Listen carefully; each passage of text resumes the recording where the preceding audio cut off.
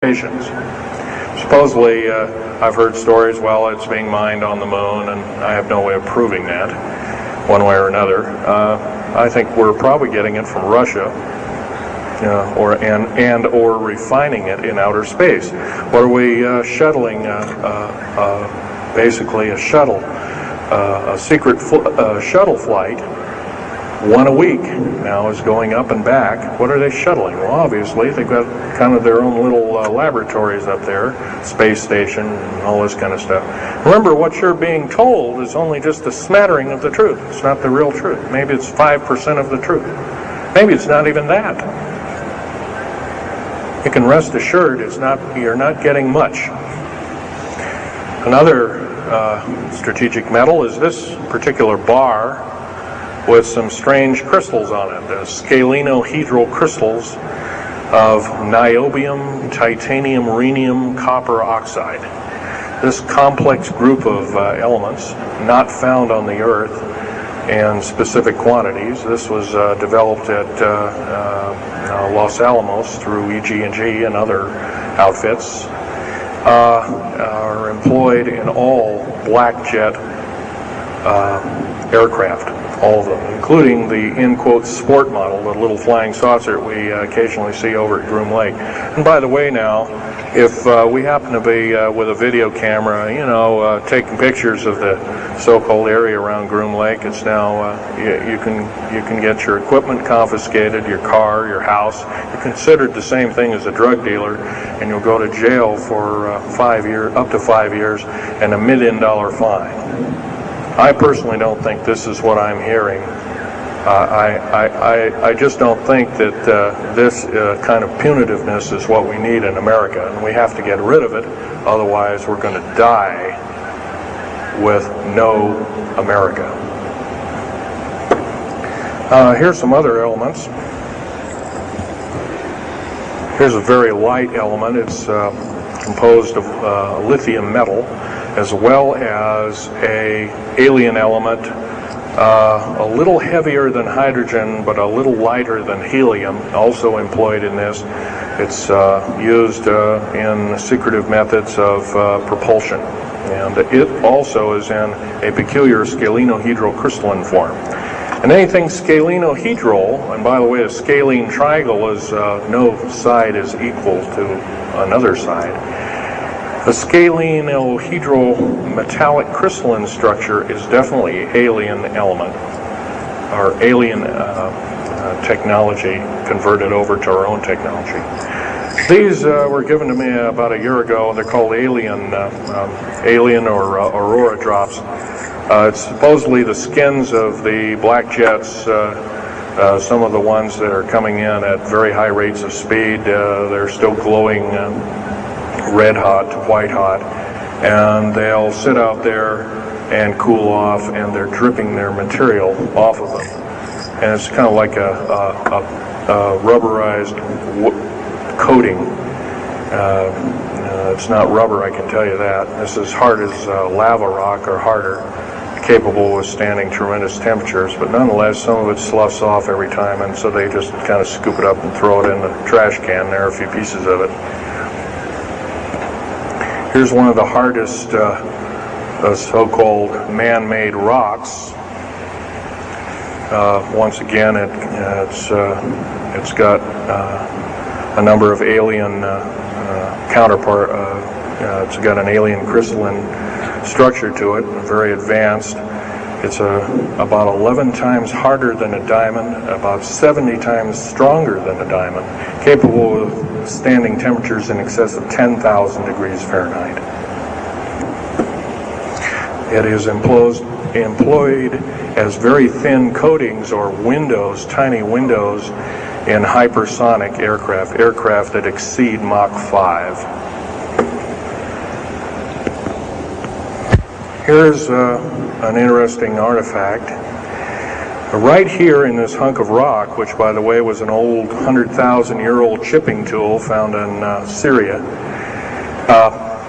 Jordan rather, excuse me, is a imprint of, it looks like a fossil, but it's not. It's an imprint of a small mechanical part with a exactly 360 kind of little rotor blades. Well, this rock is 220 million years old. Who was making machines 220 million years ago? Maybe von Däniken was right after all, huh? Here we have a actual piece of agatized fruit, or it's similar to a lime. It's even been pecked by a bird at one time, and that's still there. So it was instantly turned to agate. It is the same agate or chemical structure as material found at Hiroshima and Nagasaki after the A bombings in World War II, where grasses and flowers and petals of flowers and other kinds of things were instantly petrified, turned to agate. It is the same identical crystalline structure. However, this particular piece is about 20 million years old, and it's still got its original green coating, and it's basically unchanged. Perfect condition. Likewise, here's a garlic plant about somewhere between 20 and 35 million years of age, and once again it's got that same pink agate coating. And here are some pieces of the metal skin from the crash disk at Roswell. It was given to me when I was 14 years old. My father was visiting one of his old friends in the Navy archives, as well as he was in the Royal Navy in England. And I, as a 14-year-old boy, I says, "Gee, Dad, can I ask Johnny something?" "Oh, go ahead, ask him. Get anything you can from him," that kind of thing. I says, "Well, gee, Johnny, well, do you think I can have a piece of this metal?" "Oh, no, you can't have that." And I says, "Oh, give it to the kid. What the heck? He won't have it very long anyway." Well, I've had it all this time. It's kind of a unique thing.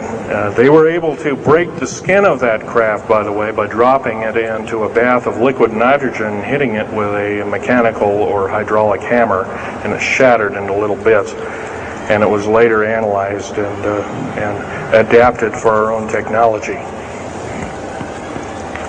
All these artifacts are fine, but once again, the main part of this talk is, where's it all leading to? We get very little spin-off to where any of this is leading to. Occasionally we'll get a new computer, or maybe a quartz watch, or some little trinket, kind of like giving the Indians beads a couple of hundred years ago. Well, we're getting these little spin-offs. But the black budget still rolls on, garnering up over $1 trillion every 2 years. It's somewhere between 1.023 trillion and 1.31 trillion dollars every 2 years. And every year it goes by and the black budget is unchecked, unaccounted for, it's just subverting our country. That's number one. Number two is that these underground military, first of all, if there was something like a nuclear war or there was a definite enemy out there where we were going to be under attack, like from China or someplace like that, I could see maybe a couple of dozen underground bases for a government, and so it could theoretically rise up like the phoenix out of the ashes. Well, not 131 of these, and if you were going to so-called round people up and put them in prison camps, what a better prison camp than underground, where nobody knows where it is anyway. So once again, these underground bases are most likely been planned as underground prison camps and slave labor factories for the New World Order. New World Order, by the way, is getting, and I'm probably the only person ever talking about this, the New World Order is taking, and the United Nations is taking its orders from, believe it or not, these more powerful outer space alien entities. We might call them the large grays or the small grays. Sinister forces indeed. And you might want to say, well, gee, how come we don't see more of this kind of thing? Well, you can just imagine. If you're only being told 5% or less of the truth, that isn't very much to go on. That's one thing. Another thing is, You don't find very many people coming up here and letting you have hands-on experience. I'm going to try and do this to you.